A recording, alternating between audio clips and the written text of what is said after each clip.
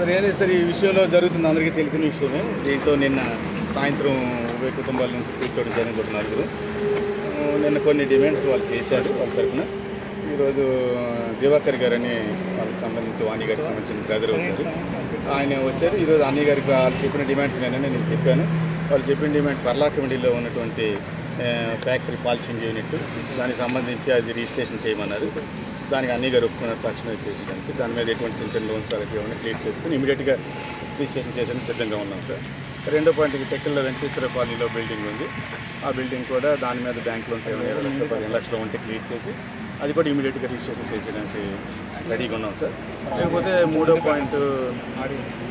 మూడో పాయింట్ పిల్లలు రేపాల భవిష్యత్తు కోసం సంబంధించి వాళ్ళ చదువులకి అన్నింటికి కూడా ఆ పాపకు సంబంధించి రెండో పాప చదువుతున్నారు, మెడికల్ ఎంబీబీఎస్ చేస్తున్న అమ్మాయి. ఆ పాపకి పీజీకి అన్నింటికి కూడా ఇద్దరు పాపలకి కూడా అన్ని రకాలుగా చూసుకోవడానికి సంపూర్ణంగా దానికి ఒక కాగితం కూడా రాసిస్తారు సార్.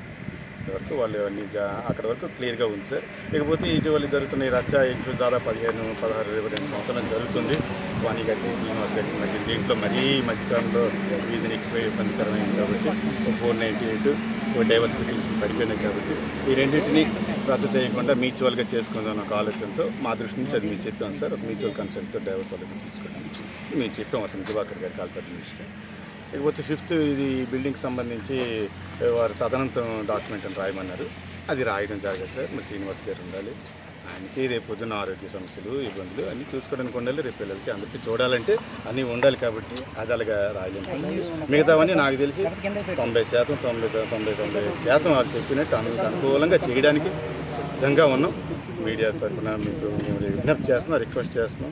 ఈ సమస్యను ఇక్కడి నుంచి క్లియర్ చేసి సహకరించాలిగా మీ అందరికీ సహకరించమని మీ అందరికీ వాళ్ళ వైపు నుంచి చెప్పాం సార్. నేను కూర్చున్నాం. ఈరోజు నిన్న అన్నయ్య గారితో వాళ్ళు చెప్పిన డిమాండ్స్ అన్నయ్య గారితో చెప్పిన తర్వాత వాళ్ళకి చెప్పాను. వాళ్ళు వెళ్ళి మాట్లాడుకుంటున్నారు సార్. వాళ్ళు ఓకే అంటే మీ సమక్షంలో వితిన్ డేస్లో చేసేయడానికి సిద్ధం సార్. ఇమీడియట్గా నేను దగ్గర నుండి చేయించి వెళ్తాను సార్. Thank you sir. వాళ్ళు 5 డిమాండ్స్ పెట్టారు. 5 డిమాండ్స్లో కూడా నేను క్వశ్చన్ క్లియర్గా మీకు వివరించాను. నేను ఇక్కడ ఈ మాట మీదే మేము ఉంటాం సార్. నేను ఆయనతో నిన్న నైట్ అంతా చర్చించాను. నేను రాత్రి 2-3 గంటల వరకు ఇక్కడే ఉదయం 11 గంటలకు వచ్చాను. వాళ్ళు ఆ తరఫున లాయర్ క్యాంటీన్ వెయిట్ చేశాను చాలాసార్లు. మా విషయం చెప్పాను, వాళ్ళు చెప్పాను ఖచ్చితంగా పరిష్కారం అవుతుందని కోరుకుంటున్నాను సార్. నన్ను సహకరించాలి. ఈ సిస్టమ్